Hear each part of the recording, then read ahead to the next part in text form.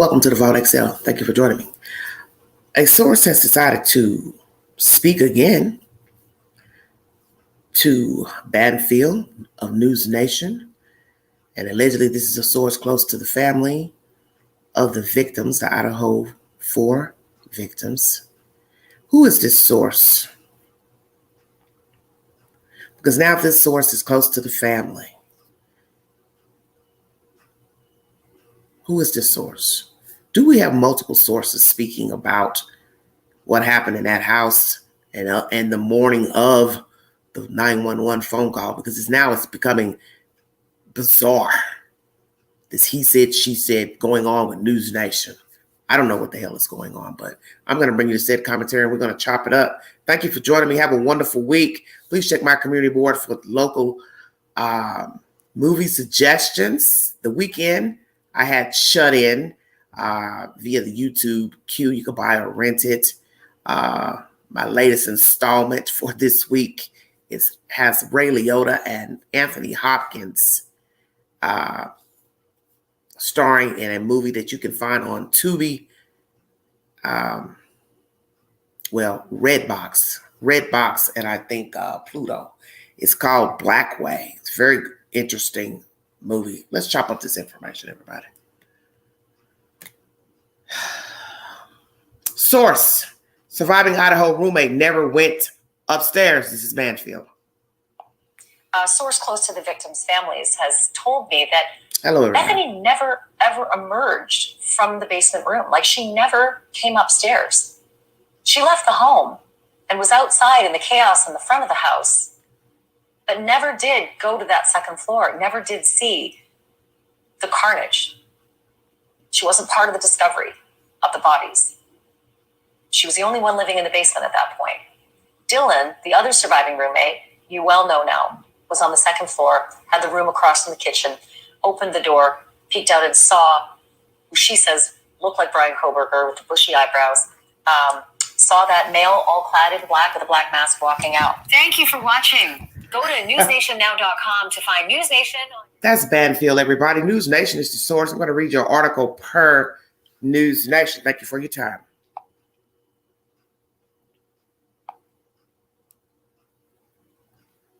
All right, everybody. Let's see what we got going here.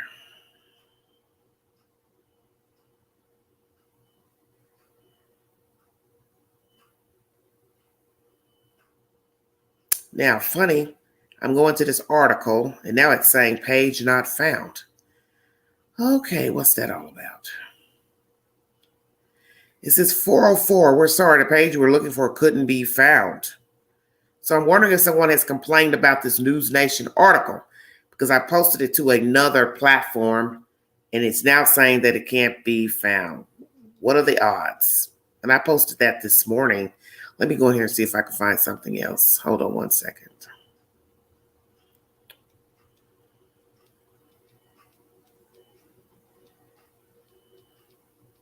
This is not good. I've been going to Twitter because I am on Twitter. Few people are complaining about the sources that have been speaking lately, sabotaging this case. Naturally, this case will go to trial. That is the expected outcome. So, what is it about the information that you ought to understand? That you're not supposed to be talking. Everybody wants to talk. Whoever these sources are. We have the Gonsalves family wanting to talk. We have this source or sources wanting to talk, but you all don't seem to understand that there will be a trial, hopefully. I mean, I would prefer he just plead guilty, but, wishful thinking. But nonetheless, too much chitter-chatter, talking back and forth, around and around in circles is not going to help the case, because if you are talking and your name ever gets out to the public that you are somebody that spoke with a news entity, then the district attorney or the defense may call you as a witness. And you forgot about that part. Or maybe you just don't care. So which is it? Because I'm confused. You care about your friends, you don't care about your friends. You care about your family, or you don't care about them. I'm just Confused. Let's go with Newsweek, if I can pull this article up. Uploaded today at 9:18 a.m. Why Idaho survivor Bethany Funk never witnessed roommate horrors. And they do have Banfield's video inside of this article if you need verification. One of the surviving roommates of the four slain University of Idaho students never witnessed the gruesome aftermath of the killings, according to a new report. Bethany Funk and Dylan Mortensen survived the November 13, 2022 slayings of their roommates, Kaylee Gonsalves, 21, Madison Mogan, 21, and Xander Carnotto, 20, at the rental house in Moscow, Idaho. Carnotto's boyfriend, Ethan Chapin, 20, was also killed. An arrest was made weeks later on December 30th. Brian Koiberger, 28, who at the time was a doctoral candidate at Washington State University, WSU, in nearby Pullman, is charged with 4 counts of first-degree murder and 1 count of felony burglary. He has not entered a plea, but a lawyer who represented him previously said he is eager to be exonerated. The students were slain on the second and third floors of the house, but Funk was staying in the basement on the night of the killings. A source close to the families of the victims has now told News Nation Network that she didn't see the horrific crime scene because she never went upstairs that morning. She left the home and was outside in the chaos in the front of the house, but never did go to that second floor.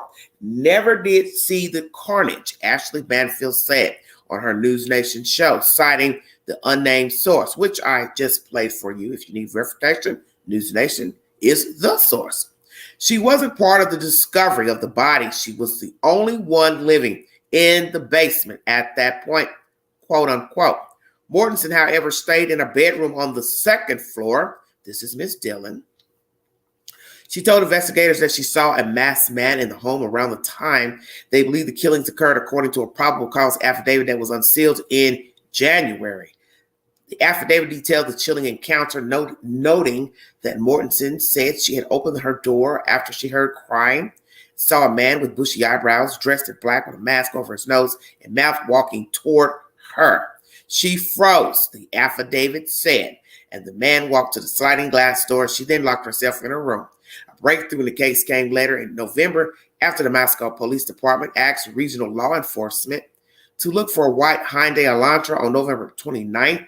A WSU police officer found a 2015 white Elantra registered to Koiberger after running a query for Elantras on campus.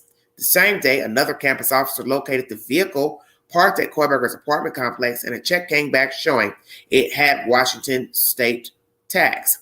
Corporal Brett Payne, the lead investigator on the case, wrote in the affidavit that this led him to look at Koiberger's driver's license, which described him as 6 feet tall, 185 pounds, and that his license photo showed him with bushy eyebrows. These details were consistent with a description given by Mortensen, and that is Miss Dylan Mortensen. A preliminary hearing in the case is scheduled for June 26. If you need verification for the information, Newsweek is the source per Banfield of News Nation, who has been talking to someone allegedly close to the case, alleging that Bethany Funk never went upstairs, never saw the deceased children on the second floor, and I would assume the third floor. She was only outside when others gathered.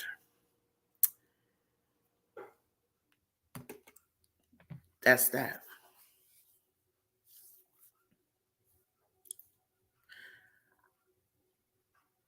If you would like to join the panel to give your opinion, which I would like someone to talk on the panel to give their opinion pertaining to this latest installment of information, I'll gladly drop the link.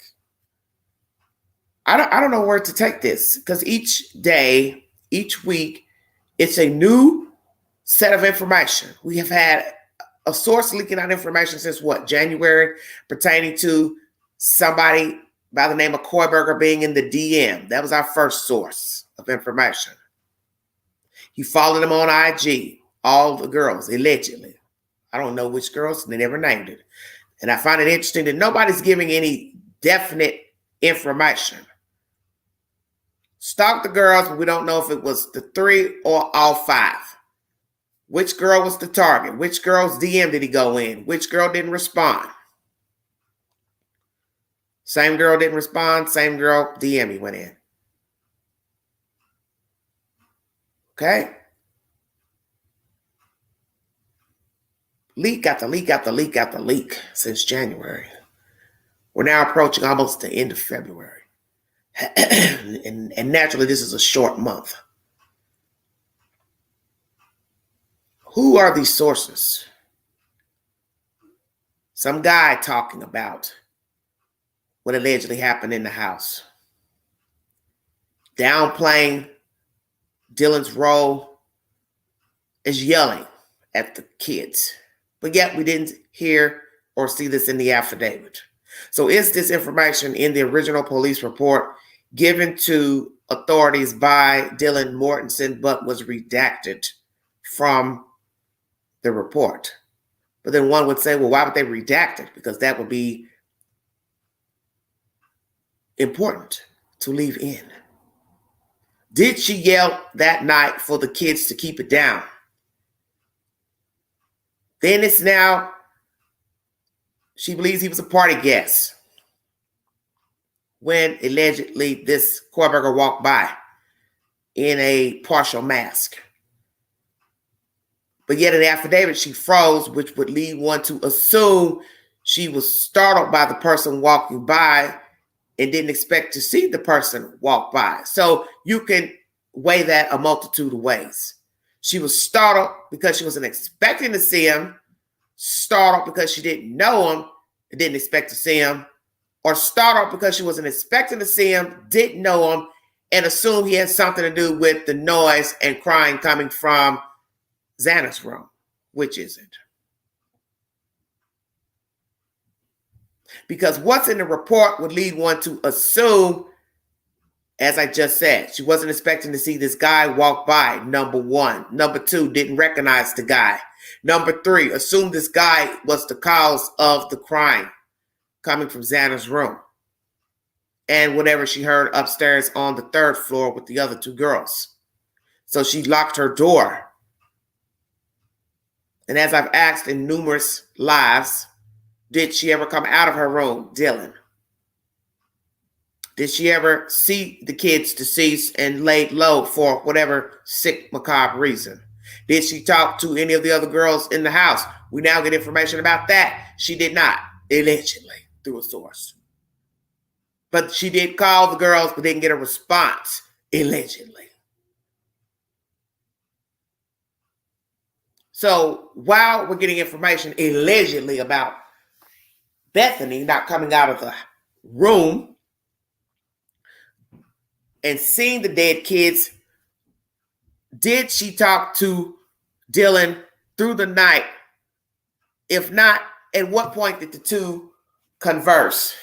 And how did these kids come to be at this house? Who are the kids? How many were called? Who did the calling? How did they enter the house? Did they walk through the house? What's the 411? And I believe that article by News Nation that was retracted today is because of what was put in there as far as EMT or emergency staff walking through the house without booties on. And I wonder why some girl was saying something on Twitter saying there was no snow.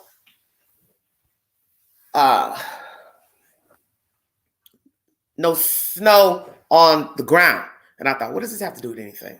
Because the picture that they showed in the Twitter feed had, light snow on the ground. So then when I went and found the article, read the article on Twitter, I thought, oh, maybe they were trying to say that the people tracked in, remnants of snow inside of the house. EMT workers, police, whomever. They didn't have footwear on. So that article has been retracted for a reason.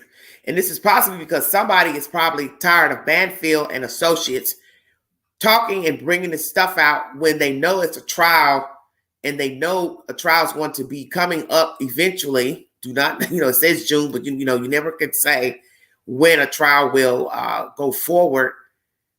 This is a hindrance to the trial, and it's a hindrance to the prosecution, because God forbid that whoever's talking is somebody they will have as a witness to testify. So how many sources have been talking to Banfield? Is the information that we are hearing pertaining to the children, DMs being followed by Koiberger, this news of Bethany not going upstairs, DM yelling at the kids that night? Is there truth to all of these allegations? What's the truth? I don't know. But this ain't good. And it seems like every week I bring content pertaining to somebody talking.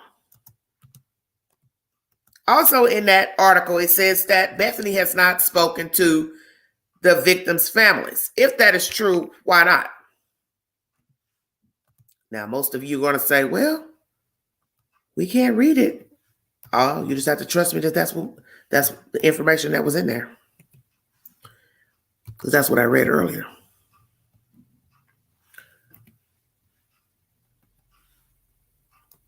I've asked that question.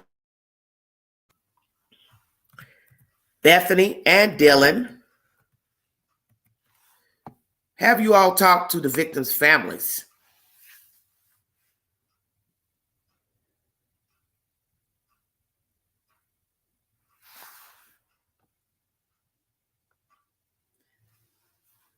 Did you all talk to the victims' families when the bodies were discovered? After the bodies were discovered, did you young ladies ever speak to the Gonsalves, Maddie's parents, Xana's parents, Ethan's parents? If you did not, why not? And if you're not in contact with any of them, why not?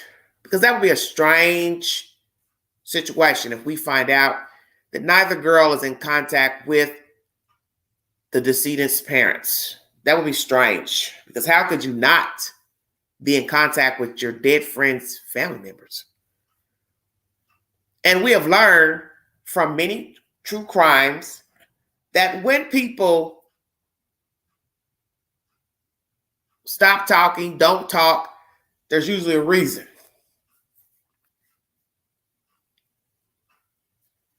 And I'm not here to say these two have anything to do with the deaths of these kids, had any knowledge, conspired with the perpetrator, if we believe that it is Mr. Koiberger.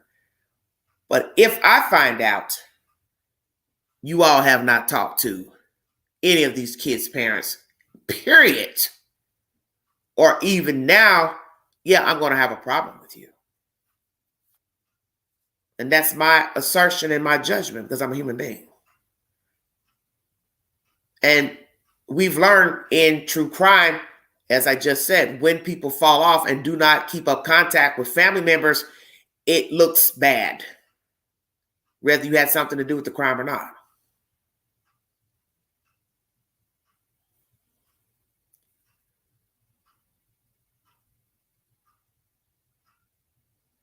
And I like a receipt to any gossip, because that's all we've heard in this case is he said, she said, of what this person did and didn't do. And that's just not good enough for me.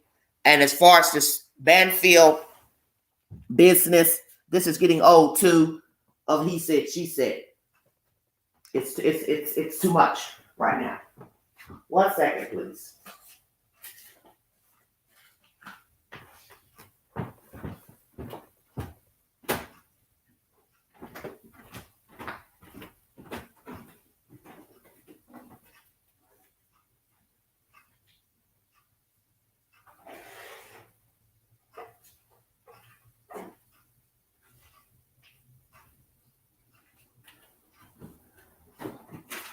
Who are the sources? How many sources are talking to Banfield? Are they telling the truth? Are we ever going to hear directly from Bethany, Funk, and Dylan Mortensen. Naturally, police, FBI would tell them not to talk, as to preserve the investigation. So somebody's been talking on behalf of the girls.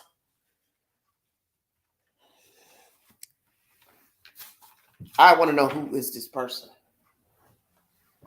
and what is the truth.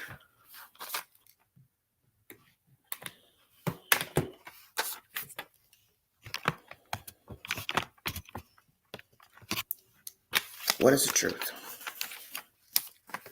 How many sources are talking to Banfield at this moment? And why are you all talking when you know this is an open investigation still? They're still gathering information on people, witnesses, Kohlberger, so on and so forth. This is bad. This is really bad. If you'd like to donate to this great network, $sign Beganji, 129 Cash App. All stickers and chats are welcome during this live stream. Thank you for joining me.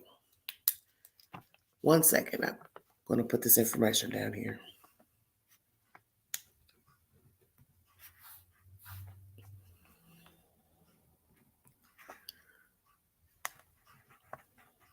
All I can say is the information is not helpful. Naturally, people are curious when people are murdered. You want to know who the perpetrator is, the motive. With all the information that was brought in the affidavit, naturally, I'm sure there's much more that the state has against Kohlberger. But nonetheless, it's a curiosity factor. So you're going to be wondering the ins and the outs and the what ifs and just the basic things. But the point is, this man obviously wants to go to trial to claim his innocence, show his innocence with his attorney, defense attorney. So when you have people running to the news and news entities, claiming this and that, it's not helpful because naturally somebody has to testify about what happened in the house, testify about the children, their activities, devices used, pings, CCTV footage, anybody that saw Kohlberger near the house, around the house, going in, coming out. Miss Dillon, she will have to testify to seeing someone, and she will have to say verbatim, Kohlberger is the guy she saw walk toward her in that house. Bethany will have to say she had no knowledge of anyone being murdered, didn't hear any sounds of thuds, crying, whimpering, conversations, dog barking, so on and so forth. And as I have said before numerous times, all these allegations by whomever is speaking and talking to the news, you all are going to have to get your story straight, because if there's any variances in the information that you are speaking to on social media, News Nation, police reports, you're going to have a major problem. And that's going to cause a problem for the state. So all this chitter chatter, I'm sure it's not resonating well with the state. The defense is probably loving it. Please keep talking. You're just going to help us out trying to get this man off quadruple homicide, plural, plus burglary charge. And the more you all keep running to the news with all your versions of Pookie Ray Ray did this, Shamika said this, you're helping Kohlberger. And I don't know how to make you understand that. Because if you all talk to the police, you so-called friends and people in the house, then they told you to be quiet. Don't talk to the news. Don't tell them anything, because you will be called as a witness. So now I have to ask that same question again. All these little birdies that are chippering away, if we were to believe some of them are talking and chirping, are you going to testify? Because you better hope nobody gets up there and contradicts what you've told police. You're going to be in trouble. And the worst thing you can be called is a liar, Most will say a liar, thief, and a murderer, but let's just stick to the lying part for now. Yeah, Joe Blow told me that, but that ain't what you told the law, and that ain't what you said on the witness stand. You children need to think. Your lives are at stake as well. Although you are walking and breathing, you have not been mutilated, but you have to have a life and live. And once your government name gets out as an eyewitness and someone is going to testify, you've got to hope that nobody will contradict your own words. Checkmate. Checkmate. We also got information in that article by News Nation that's been retracted or redacted, rather. Ethan's siblings are currently enrolled at the Idaho University, but no sightings of Bethany and do not know where she is. Interesting. Now, many of you love to dig, as they love to call them, internet sleuths. I don't consider myself an internet sleuth because I don't like digging around in garbage cans for information. I don't have that kind of time. I don't dedicate my YouTube channel to sitting on the internet all day going through Facebook posts and IG posts and TikTok posts and news articles all damn day because I don't want to. And most of it is gossip and just my perception of trying to put this and this and this together. I don't want to do that. Too much going on in the world for me to waste my time like that. But others do. That's their business.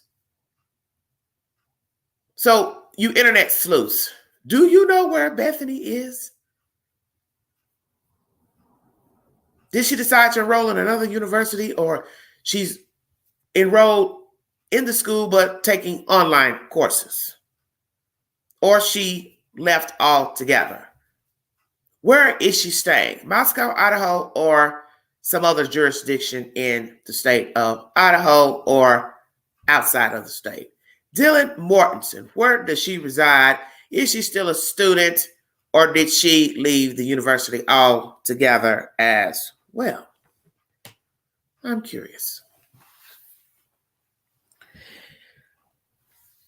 Also, are these two still friends?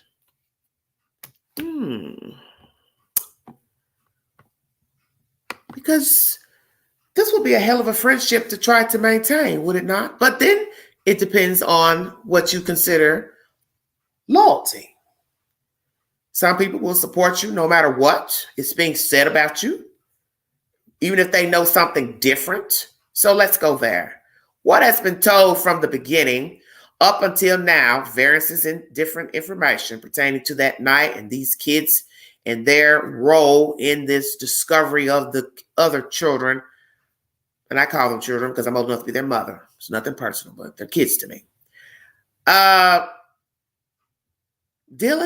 Bethany, are you two still friends? And Bethany, do you know more than what's been revealed? Is it the truth that you never left your room that night through the morning? What time did you get up? Were you notified through the night by Miss Dylan Mortensen of something being awry? Did she tell you that she was scared to come out of her room because she saw some guy walk by her with bushy eyebrows and a partial mask and heard whimpering thuds, blah, blah, blah, blah, blah? Who came out of the room first, number one? Was there a conversation in the morning hours about what happened, didn't happen, heard, seen, perceptions between the two? Who came out of the room first? So now I'm supposed to believe that Miss Bethany just walked straight out of her bottom floor apartment room and went straight out the front door. And it is not a basement. It is a first floor from our deduction of seeing the house. First floor, second floor, third floor, no basement. And many people argued us down about that in the beginning. Yes, it is. Yes, it is. Yes, it is. No, I don't think a first floor will be considered a basement because the main door is the first floor where you park your car.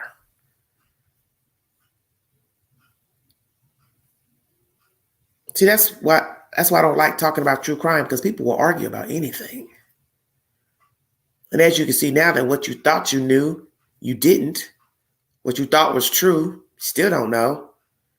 And we have variances in situations pertaining to these kids and the two that are living.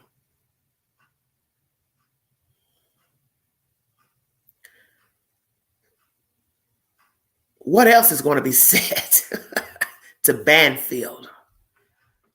I assume by now somebody has Banfield's personal cell phone number. Well, what do you think? I don't know. Personal phone number or producer's number, as I told people. Naturally, people are going to talk to producers possibly first. Who knows? I don't know. They'll probably never tell you the truth anyway. And something's off. And sometimes, as they say, things can appear off because we don't know anything. We have no idea what's going on. So what is going on? Hello, everybody in the chat. Thank you for joining me. Allegedly, Bethany. So I didn't want to put her name in the video title. Sometimes I don't really like using their names. So I don't need anybody suing me. I don't have anything to give you anyway, but nonetheless. I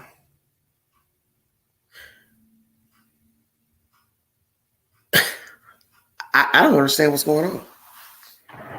I've become more confused as of late pertaining to the storyline, because it just goes on and on, day for day. Thank you, darling.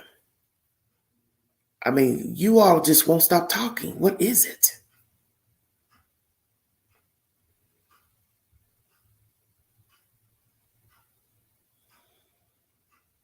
So Bethany never went upstairs to see any of the carnage. So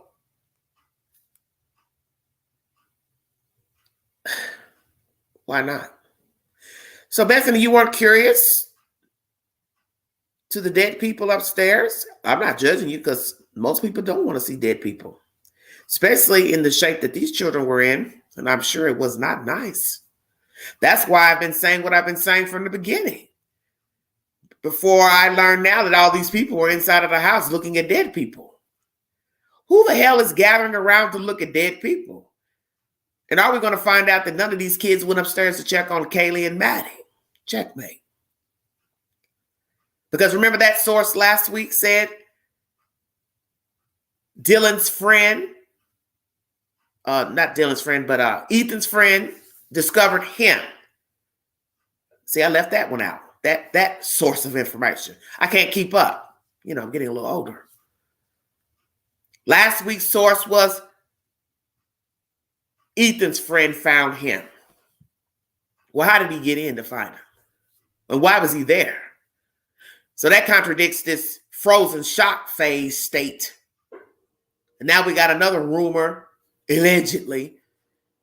She don't got PTSD, Dylan. She ain't in no trauma.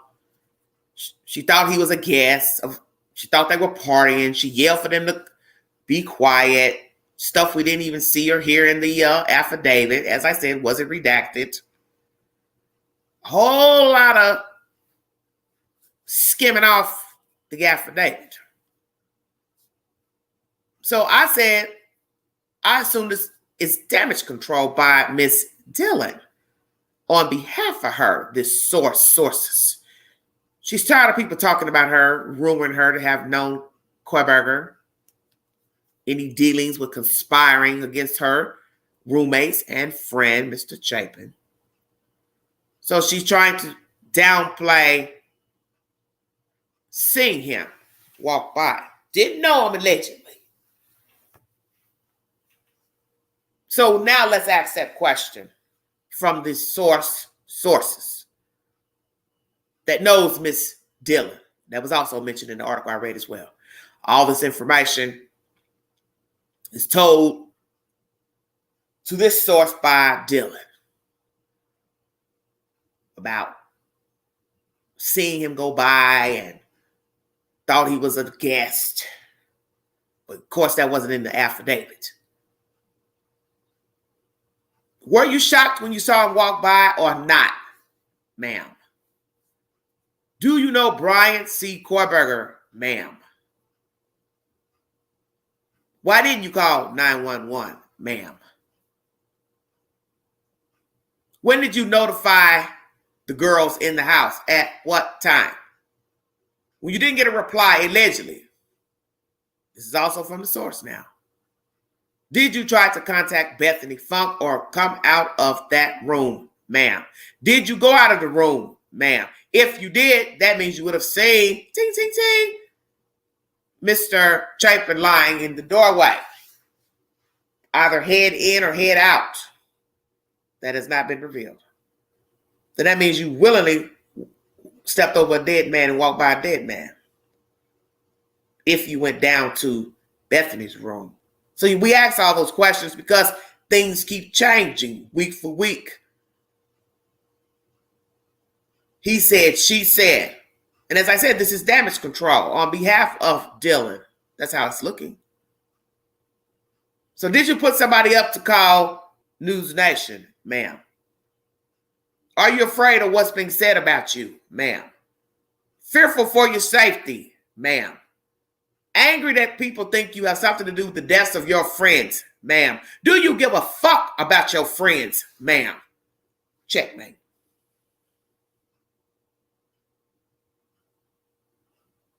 Preservation of life is number one. I tell you all that all the time during my live streams. That preservation of life is first. And if you are a selfish MF, you will think of yourself before anybody else. Is that what happened in that house November 13th, 2022? That preservation of self for Dylan Mortensen was number one. Not Kaylee, not Maddie, not Ethan, nor Xana. She thought of self first. Normal reaction or selfish reaction? You be the judge.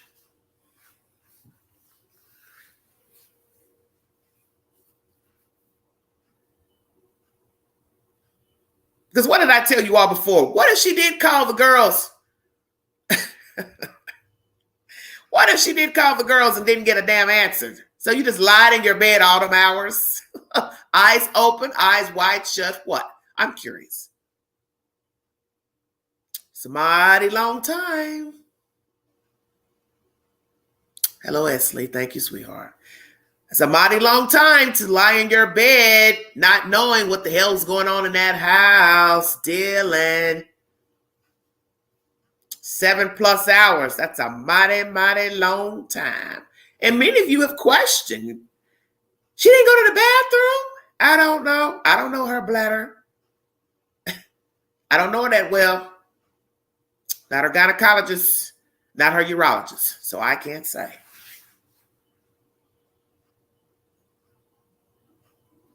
But Lord have mercy if Dylan had to pee. Shut up, Queen. Imagine that. Got to go to the bathroom, but too scared to step out the room because ting, ting, ting, you didn't even go lock the damn slider door. And I get it. Fear will make you do all types of things. I can be a little harsh in my commentary because I think from a realist common sense versus TV and theatrics. As I've said many times on the live stream, do you think I would continue to sit here and go live with you if right now somebody walked by me in this house when I know he don't got a key, he don't belong in here? How long you think I'm going to just keep talking to this computer and a stranger standing in my living room? I'll wait. That's my damn point. Make it make sense. And if you've been opening your door 3 times, you've got the same curiosity to peep out after Kohlberger walked by, if we are to believe he is the perpetrator. Why not? That's why some of us can't believe, Dylan, you didn't hear way worse than what you are portraying in the police report. Because in the dead of the night, I think most of you know this, you can hear things way better than during the day when there's car doors slamming, birds chirping, dogs barking, cars running up and down the street. Outside noise can be fuzzy with other inside noises. That's why a lot of people tell you, oh, I know I didn't hear anything. No, I didn't hear anything. I was watching TV and, somebody's running a lawnmower, blah, blah, blah. But in the dead of night, when there's no noise, no partying, I think you could probably hear things quite clear in that house. What do you got to say about that, Dylan and Bethany? You know who's going to the bathroom, old houses, old pipes. I've lived in an apartment many years, and I could hear other people above me, under me, going to the restroom. I know when they were flushing the toilet because water is running and draining through the walls. You could hear, the footprint running into the bathroom. Had a girl above me, heavy ass woman, stumbling into the bathroom every time she go in the bathroom. It's like a damn tornado. I knew when she was going in the bathroom because I had a bathroom off my bedroom. So I knew when she or her husband were going into the restroom. It's not the greatest thing to, hear a person's footprints in your house, but when you're in an apartment, it is what it is. So I have to use deduction. If I can hear all this in somebody else's apartment, what do you think I'm hearing if I was in a house with multi-stories? Probably the same damn thing. Up, Pookie's home. Up, Ray Ray's home. Up, Ray Ray's in the kitchen. Up, Ray Ray's in the refrigerator. Up, Ray Ray turned on a microwave. You see where I'm going, don't you? It's late at night. Ain't nobody making that much noise. That don't sound like a party to me. That sound like somebody fighting. Somebody hit the wall. Somebody hit the ground. Somebody struggling. Now, Dylan, I'm going to ask you one more damn time. You and Bethany both. You know fucking well wasn't no party going on in that damn house. Now, you think you can shit them country white folks over there in Idaho, but not this black queen. And this ain't no racial shit, but I'm keeping it real. In that house, that sound is more profound than an apartment building. Checkmate. Checkmate.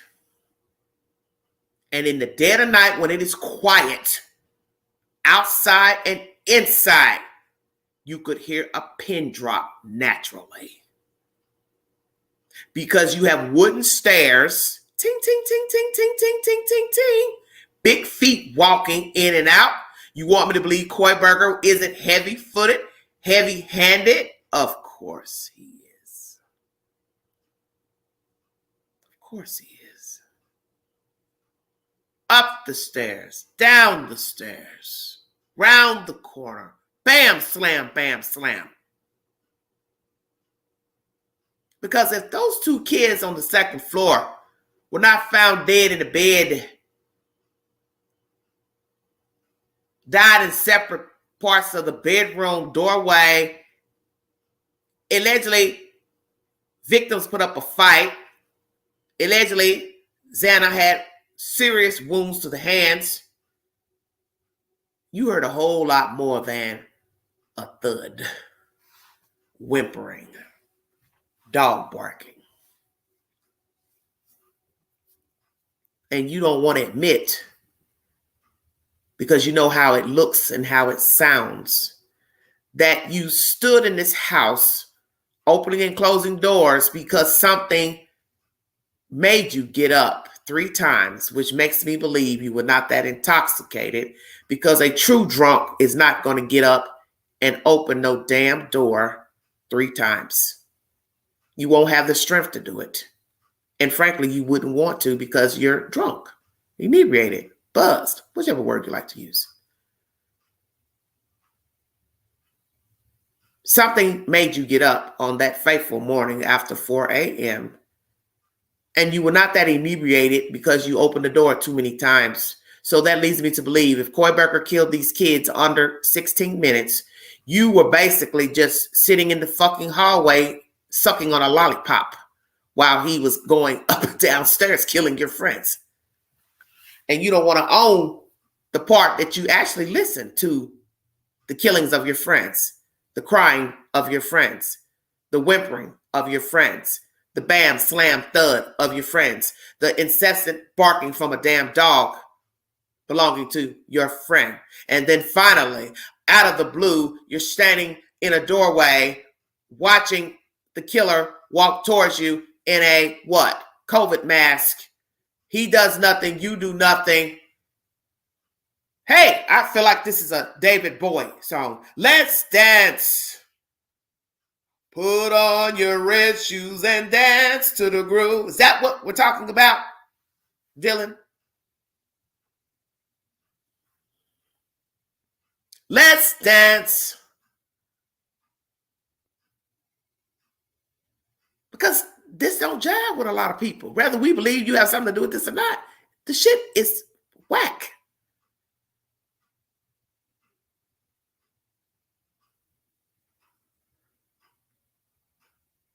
Hey, you don't mind if I walk on by with my bloody knife? You don't mind, do you? Now, you don't tell nobody I was just cutting up your friends. Shh, our little secret. Oh, Mr. Bad Wolf, I don't mind at all. I didn't see anything. Okay.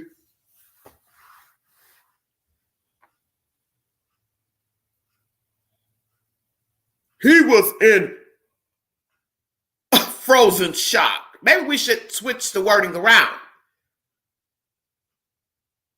Koiberger was in a frozen shock seeing her stand in the door, and he just said to himself, now you let her live, even though she can testify in court what you look like. You let her live now. Make it make sense. You see, the gist of a story is perception.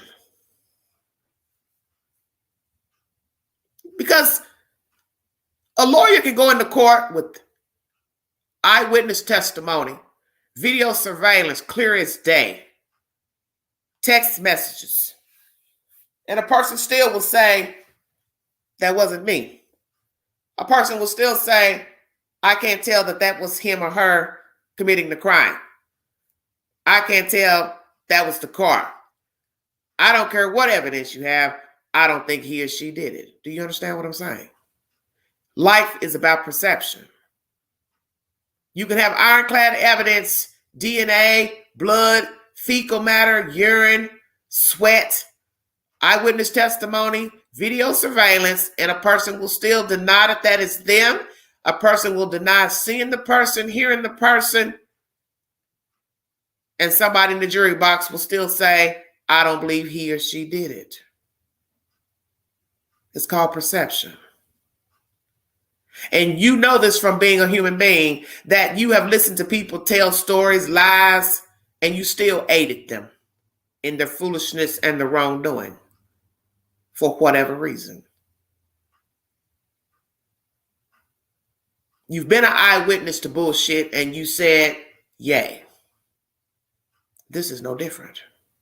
Because in the end, everything that happened on November 13th is going to be about perception to 12 members of a jury.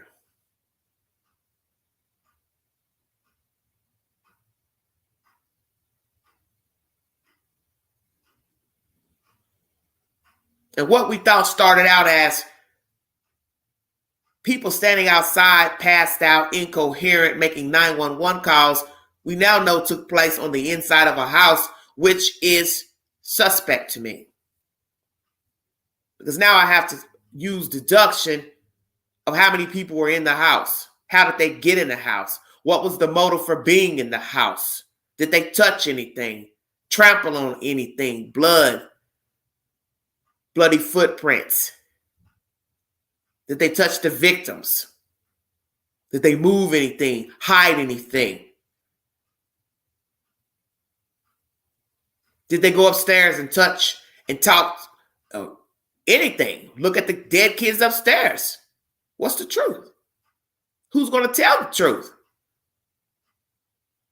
This is why I believe Dylan called someone to the house in the first place. She did hear what happened in that house.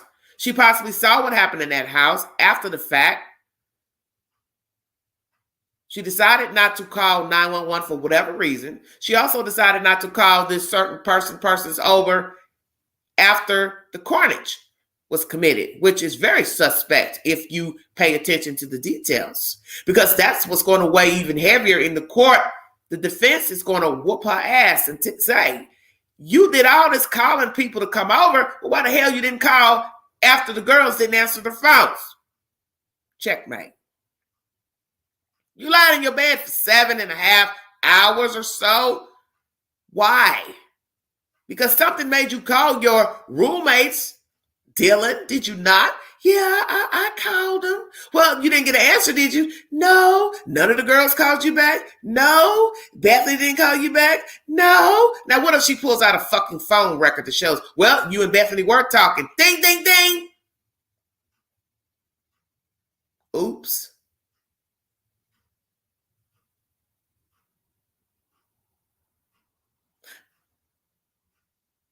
Dylan, why are you talking to your friend and your other friends are dead?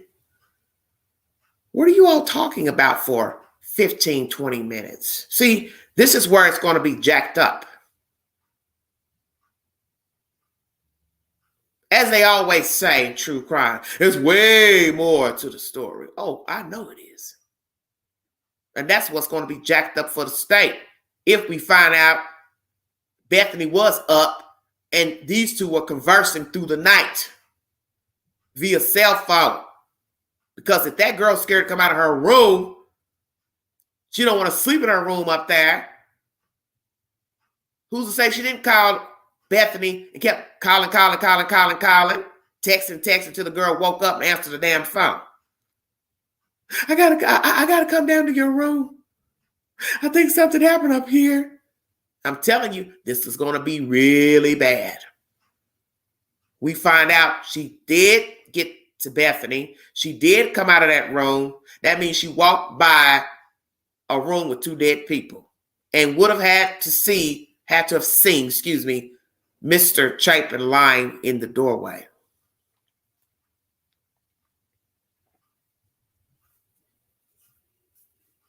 That's cold.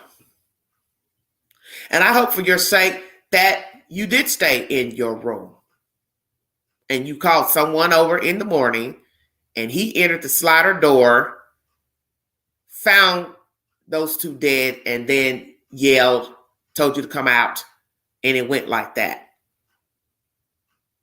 But it still shows lack of concern for your friends that you didn't call this certain person after 4 a.m.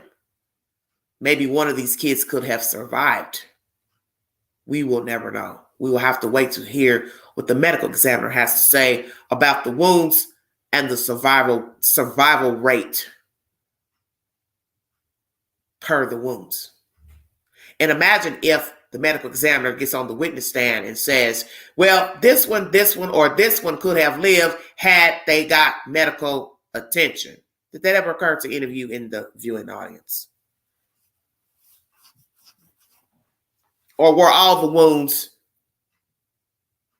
fatal on impact or what? Because naturally there have been many people who have been stabbed multiple times. 17 times one woman stabbed and lived. Because naturally depends on the wound, the blade, the inches, the type of knife, how deep the knife went in,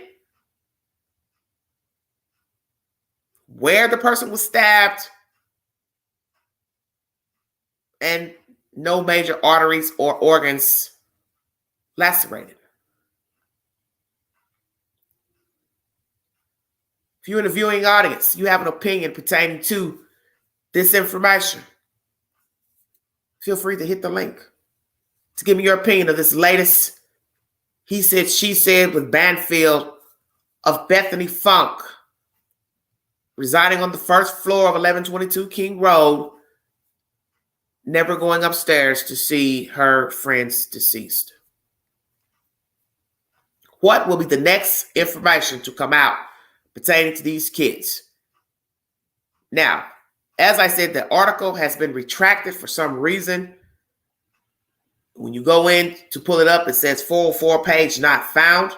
Why was it retracted? I do not know. If there's somebody that has a problem with the information or they're flagging it as fraudulent or fake or not truthful, I do not know. But the content I brought you is by Newsweek, basically saying a little bit of what that article says, but not in great detail. The News Nation article has more detail pertaining to Bethany not being seen on campus. I also believe it said she hadn't had contact with the victims' families. And I'd like to know why, if that allegation is true. Why would you not be in conversation with the family members? These are your friends. They were brutally murdered. Seems like to me you want to talk to them, support them, let them know that you are there for them. And you want them to be there for you as an innocent person that happened to be asleep at the time of the murders. What else are we going to learn allegedly about November 13th? Because now we've gone from frozen shock pertaining to Dylan to she's yelled at the girls to be quiet and thought Mr. Koiberger was a visitor of one of the kids. This is really bad. This is B.A.D. And I'm sure the parents are just like, what in God's name is going on here? I don't know if all the parents are in conjunction with people needing to speak and talk, because if you are of a sound mind and a sane mind, you know that you don't want people talking and giving out too many different versions, because somebody has to testify to what they saw in that house. If you start changing the versions or other people start coming forward to give a different variance of a version you gave in a police report, that is going to be a problem. What don't you people understand about that?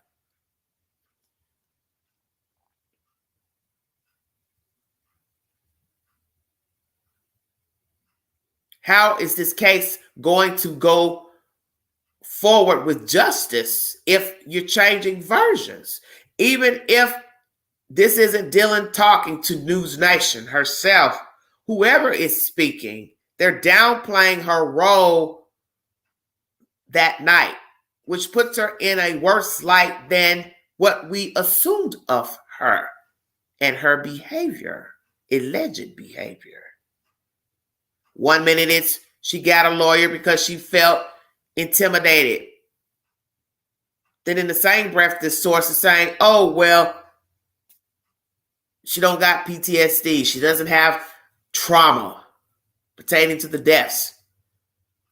So it's like they're throwing her under the bus, and then they're downplaying her seeing Koiberger as a guest. Either way, they're not making her look good. So who is this person? Did she put this person up to speak? Or this is a person just wanting 5 minutes of fame for attention, but yet they have not been revealed by News Nation. So what is the motivation of this person speaking? What do you want, sir, ma'am? Are you going to admit who you are publicly?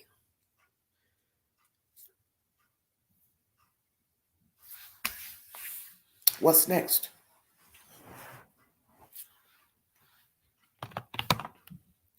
I like to hear from the Chapins, the Mogans, Xana's family. I want to know how they feel about these people talking. Are they in conjunction, in agreement with these people talking? Sources, that's what I want to know. I like to know how they feel about the sources speaking to News Nation. if they're in agreement with the information that's coming out. Do they believe the information? And how do they feel about the information? Because they have to know that anything contradictory to anything being said by any eyewitness in the house, outside of the house, it is going to be a problem in court. That's just common sense. This is why I keep telling you, everything's about perception. I wasn't there. I don't really know what happened in that house. I just know some kids died. Allegedly, Mr. Kohlberger's DNA puts him at the scene with skin cell on a sheath. But with all that pings, this and that, CCTV footage, I want to know what happened after he left out of the house. That's what I want to know. What other DNA do they have against Kohlberger? And what happened between the people who are alive sleeping in the house, second and first floor? Why did she call people over? Dylan Mortensen. Who did she call over? I want to know the time that she called the person. I want to know what time she called the girls. Did she call Bethany through the morning? Did she leave her room and see that these kids were dead and didn't do anything? Did she leave her room and go downstairs and sleep with that other girl, Bethany, Miss Dillon? I want to know what the hell happened when Kohlberger walked out of that house. And see, that's where the problem lies. You're not going to know the truth. Because as I said so many times, who is going to tell that they walked out of their room, saw their friends dead, and went back in their room or into another roommate's room and shut the door and played possum for several hours and then concocted this call as if they felt something was awry? Because that's a long time to wait to call someone. That means it had to have been on your mind from the moment you saw Kohlberger, from the moment you heard all that noise going on in that house, whimpering, crying, however you want to word it. You knew something was off, but yet you waited so many hours. That is a problem for most people. And now you've got a source downplaying all of that. Like, oh, well, she thought it was a guess. So really, it ain't like what's been said in the affidavit. So what's the truth? And this looks bad for the prosecution.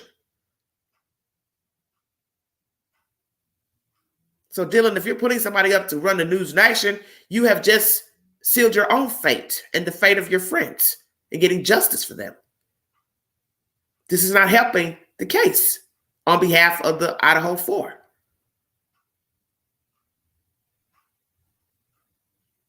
Because if you're going to say it's no big deal, I hollered, he looked like a party goer, I thought that he was their friend. How are you going to answer that when you're being cross-examined by the defense attorney? Because I don't think you're going to do very well, if indeed these are your words. And if we get somebody to testify for the defense to downplay your words in the affidavit, that's sure enough worse. So I don't think many of you thought of that. What if the defense calls a witness to contradict what Dylan told the police? Because that's where this looks like this is possibly going. You didn't expect that, did you? See, all this tattletelling, there may be somebody that's going to testify for the defense that Dylan wasn't traumatized, upset, wasn't in a frozen shock. She thought that the guy was their friend, and she opened and closed doors, yelled out, and then saw Kohlberger, locked the door, went to sleep, thought something was awry at some point, which makes no sense, and then called Bubba over, and the rest is history. What's the truth? Lord have mercy. It's that old saying, with friends like these, who needs enemies? Just saying. I think some of you need to realize, young people especially, you better know your friends. You better make sure these people you're hanging with They've got your back in case something jumps off. Maybe you need to play a little game of what would you do? ABC 2020 show, what would you do? Because I think some of you need to do a little role playing. And some of us grown people may need to also check some of our acquaintances as well. And I always tell people, if you really want to know what type of friends you have, you should ask them certain questions, such as, what would you do? You know, we've heard people say that. Somebody's falling off a cliff. You can only hold on to this child or that child. Which child would you let go? It's a horrible question to ask, but maybe we as people need to ask people. That way we know how they really feel about us. He's in the road, she's in the road. Which one do you run to save? Or do you turn your back altogether? Let them both get hit by a damn car. Just saying. And some people would say, well, that's a cruel thing to ask a person. Maybe you should ask. Because maybe you don't know the people you're dealing with.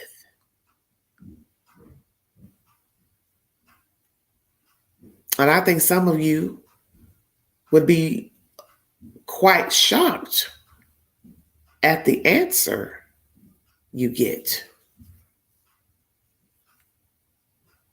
It's a cruel question to ask another human being, what would you do? And as one said, well, you can't really say what you would and wouldn't do until you get in that moment. And that's true as well. But as I've said to myself, and many of you, since this case started, when you are in a closed space, the sounds of trauma,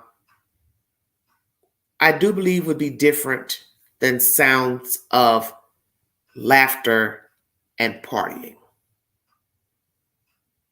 So you can't make me, as a sane 52-year-old, agree that on this fateful morning, when the Reaper was in this house, that scenario that took place was of happiness. I can't believe that. I can't believe that. I cannot believe Dylan thought that something good was happening on the third floor and the second floor. And the reason why we know she couldn't have thought that is because she continued to, one, open her door more than once. And she called someone over to the house, allegedly, to check out something, and didn't do it after 4 a.m., which would have been the pivotal time to call someone or 911. And she did neither. And we got cocked up versions from someone that either knew her or was in cahoots with her to push the narrative to social media that this incident took place outside. And it did not.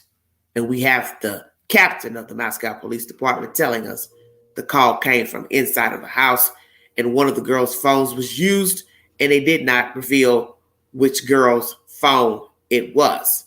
And that is also strange to me, when we have her allegedly calling someone over, which shows that something was awry. Hours beforehand, she called no one, 911, nor this persons. Why didn't he use his own phone? So I'm supposed to believe you called someone to come to the house, and that same person didn't bring his own cell phone. See, this is why I tell you all, you have to pay attention to the details. Why would I come all the way to your house and think something's awry and don't bring my own damn cell phone? That makes no sense. Hell yeah, I'm going to bring my phone because I don't know what the hell I'm getting ready to walk into. Unless you told me something on the phone already. So I'm going to ask that question. Dylan Mortensen, did you tell the person on the phone that you already knew what happened in the house? And will they cooperate this in court, or they will lie in court and just say she thought something was up, she didn't feel safe getting up, so I came over, which is going to contradict this new information from a source that you thought it was just a party and some people gathering.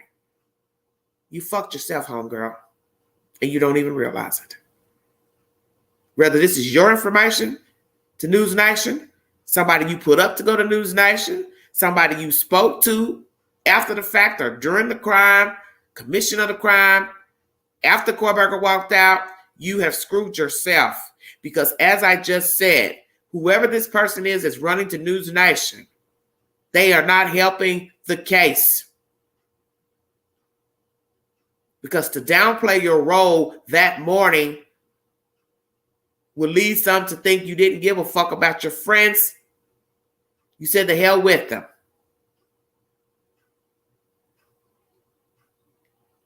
Because it can't be both.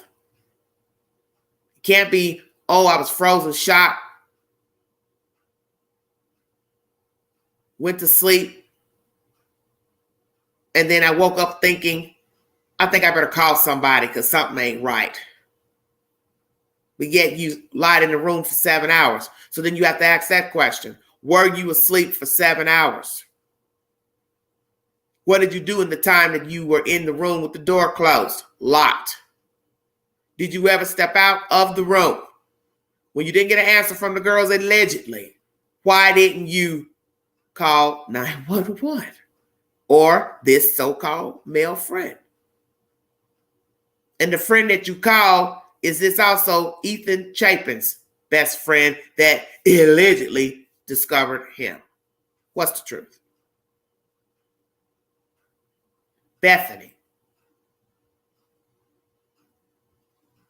Allegedly, this content was supposed to be about she, but we don't really have a lot to go on pertaining to her because she's not even mentioned in the affidavit that was released to the public. So let's ask those questions and I will check out of here. What did Bethany Funk tell law enforcement on November 13, 2022? Did she tell them the same information that she never left out of her bedroom?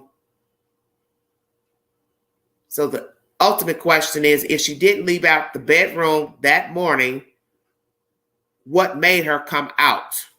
Who contacted her first? And one would have to assume that would be Dylan. So Dylan called boy A to come over. He finds the bodies. She comes out, what? Hollering, screaming, cussing? What?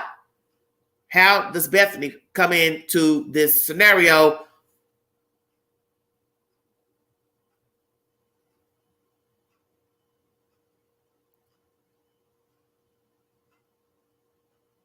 And now that I sit here and think about it, woo, Queen, you're good. That's why I tell y'all you have to think. I'm going to go back in time. I want everyone to listen to me very carefully now. Please listen very carefully to what I'm about to say. Are you all sure you want to go with the version that Bethany never went upstairs to see the bodies? I'm waiting. Because I'm getting ready to make some of you scream that's listening to this live stream. Bethany Funk, Dylan Mortensen. Queen's going to talk to you. I might be the one you want to call instead of News Nation. At the beginning of the story, we thought this took place outside. Friends came up, people came up walking, and saw two erratic girls incoherent. Everybody following me? One passed out and one couldn't talk. Uh-oh, they ain't ready. So how could it be that one of you fell out, one of you couldn't talk, and a stranger grabbed the phone to dial 911 to call about the person passed out, allegedly, but you never went upstairs to see the dead people? Bingo card. You all are lying.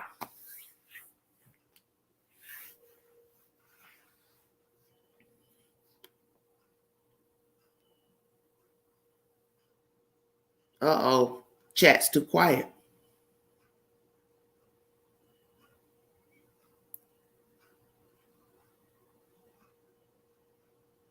I'm going to say it again.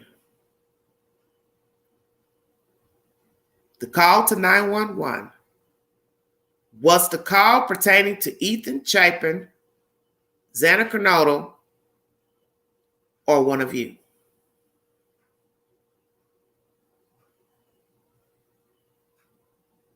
Because the birdie that went to social media made us assume that this incident was outside with the 911 call, which I told people was strange because, one, it's cold as hell, Idaho.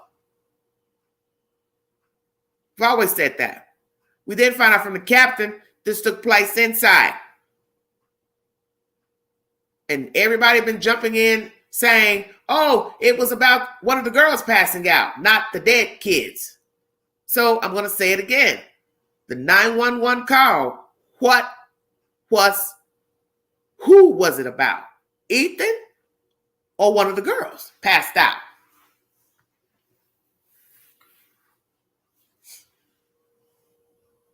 Unconscious. What are the exact words used to the operator? 911, what is your emergency? Yes, I have a friend here. He's unconscious. He's not breathing. Okay, did you check his pulse? Y'all see where I'm going with this? But not, oh my God, he's been stabbed, shot, he's bloody. Oh no, the girl, she's on the other side of the bed in the corner, blah, blah, blah. A queen, whoa. So what will the 911 call tell us? Because that's where the truth lies, is the 911 call. Because this is where most of us are confused, have been confused from day one. The 911 call, was it about one of the kids in the room or about the two girls? Because if it's about one of the kids, the girls that fell down, then how could one have been hysterical and the other one passed out if one never went upstairs to see the dead people? Ding. I'll wait. This is why I told people in the beginning that story didn't sound right to me. So what did the friend say to the dispatcher about the crime scene and what he saw? Will we hear on the 911 call that he is describing his friend lying in the doorway, dead and also brutally stabbed?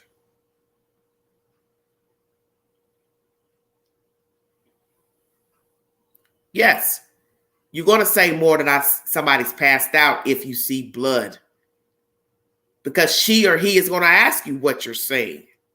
There's no way you're going to leave that out. When people are brutally stabbed, shot, that is what you're going to hear in the 911 call from the caller. Oh my God, I just found my mother, my sister. They're bleeding. There's blood everywhere. Oh my God. No, I can't touch him. I'm scared to touch him. There's blood everywhere. You see where I'm going? You're not going to be talking about nobody damn unconscious. Unconscious is Just you walked in the room, you tried to wake somebody, they didn't get up, or they were laying in the floor, and you walked and found them. And you're going to be like, oh, I tried to get them up, I tried to get her up, but she won't move.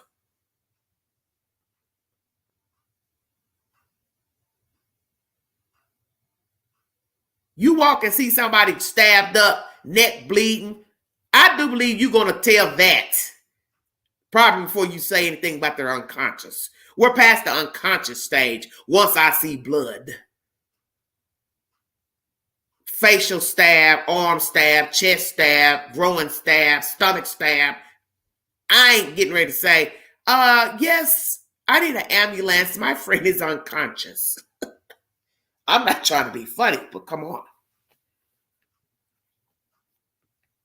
Oh, please, hurry. He's bleeding. He's stabbed. He's stabbed everywhere. There's blood everywhere. Oh my God, she's stabbed. She's on the other side of the room. She's bleeding too. Oh my God, please hurry. Kind of like that.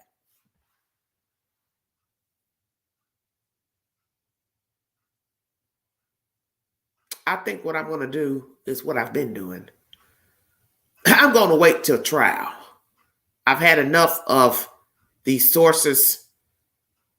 I'm not here to say who's lying, not lying, but I've had enough of these reindeer games since January of people running around, making up stuff and running over here to News Nation and the Sun and the Daily Mail and whatever the hell you all are up to. I don't know what the hell you all are up to, but see, this is what I'm saying. When you start getting people coming out saying things that's contradictory to the affidavit, that leads me to believe that somebody is trying to change the narrative of the information that has been revealed, and I have a problem with that. And if you are of a sane mind and you care about justice for these children, you would agree something is amiss with these kids. Now, I don't know who raised these kids. I don't know their mothers and fathers, their fucking personal problems, but 4 kids are dead, and you all trying to change the narrative. If that is what you're doing, that means you are just as guilty as Koiberger, whether you knew him, conspired, or not. Your asses are not fit. And somebody is doing damage control, and that's what this sounds like to me. If I'm wrong, then I'm wrong. Something is off once again. And as they say with true crime, things will appear off when you don't have all of the information. But this is redundant now, 1.5 months in, with all this running in News Nation and all this source here, source there. She said this, he said this person ain't talking, blah, blah, blah. All of this making these kids look more guilty.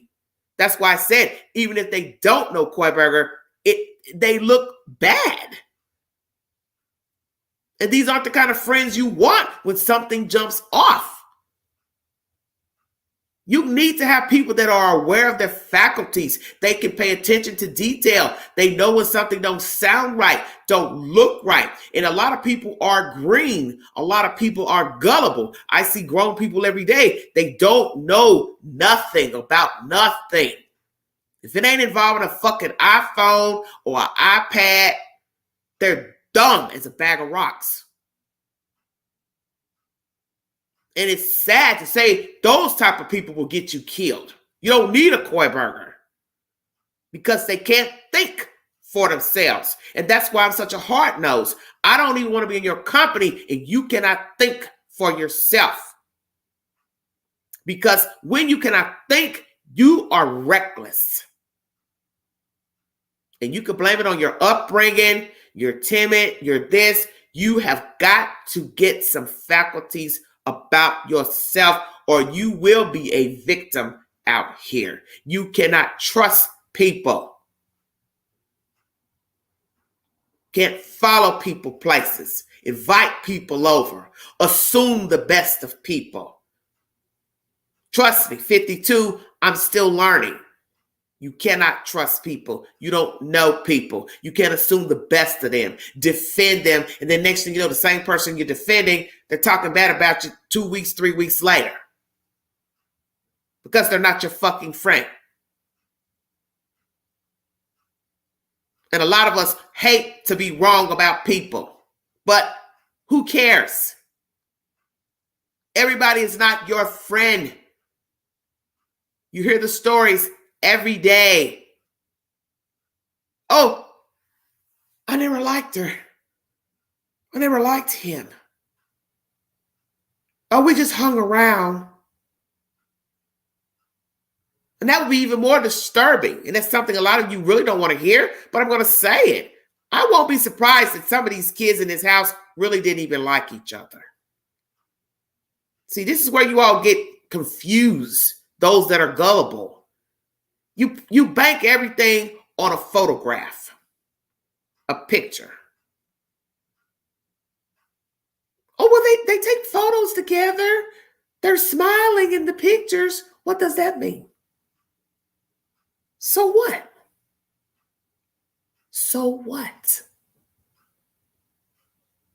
You want me to believe that all 5 of these girls got along in that house? No, I don't believe that. I doubt that.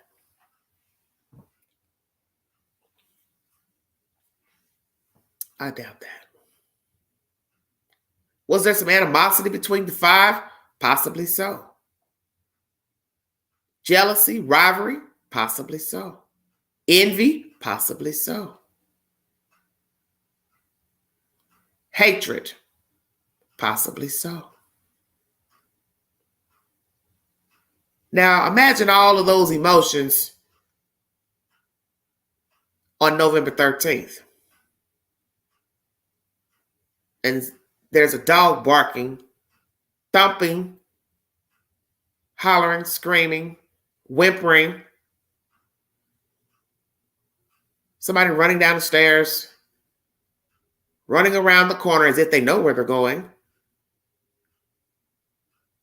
Or somebody comes out of the room, passes this thing, wondering what he's doing with a big-ass butcher knife, start fighting and fussing, and somebody's just opening and closing doors as if they don't know what the hell's going on in this house where they live.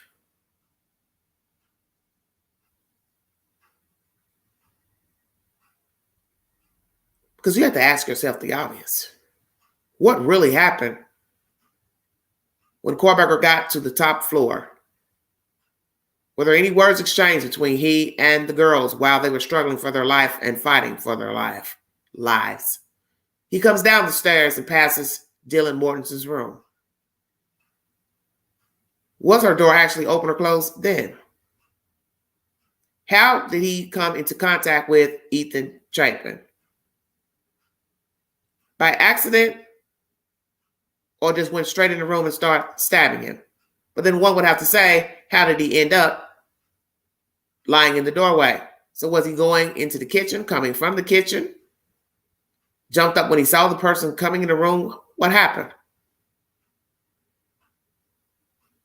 If we believe that Xana died last, that would be horrific. Young lady fighting for herself while her boyfriend is lying on the floor bleeding.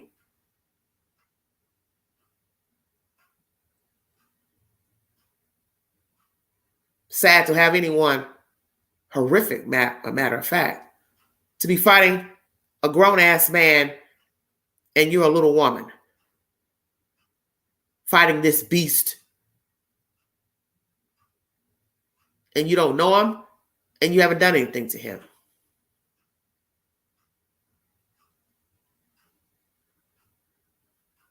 And someone is on the second floor, several feet away from you, opening and closing doors allegedly, and not even thinking something don't sound right in that room. So why didn't you, Dylan, call Xana when you heard thumping and thudding and whatever in that room? Because you had to have heard a commotion. Let me be clear about that. A commotion in that room. Why didn't you call her? Hey, what the hell is going on in there? You all right?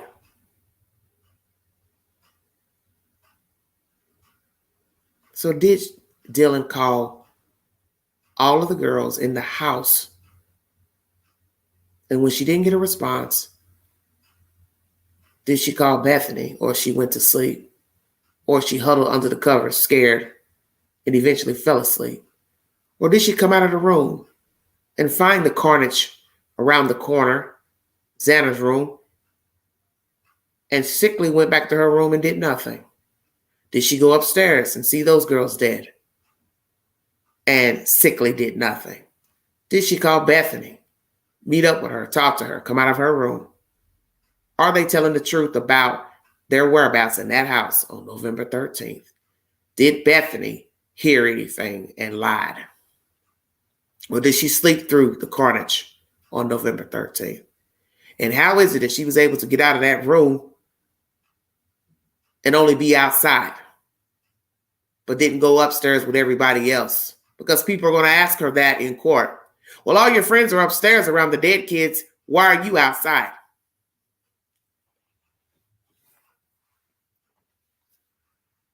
You were scared. You didn't want to see what happened. You wanted to go outside. Make it make sense. Kids outside, kids inside. So how did it go?